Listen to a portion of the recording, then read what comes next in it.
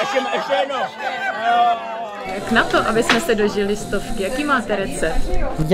Já mám recept tam hlavně sportovat, jo, to je normální, a plavat. Já jsem plavec, že jo, já jsem hrozně plavala, já jsem se chodila koupat i třeba na Štědrý den, jo. Hlavně prostě otužovat se a zahodit všechny starosti za hlavu, někdy, když to jde.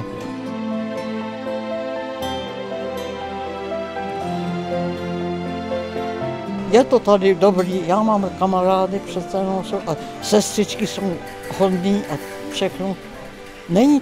Není mi to zlé. Mnoga lieta, život.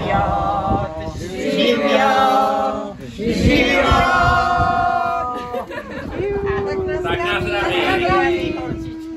zdraví. A děkuju vám.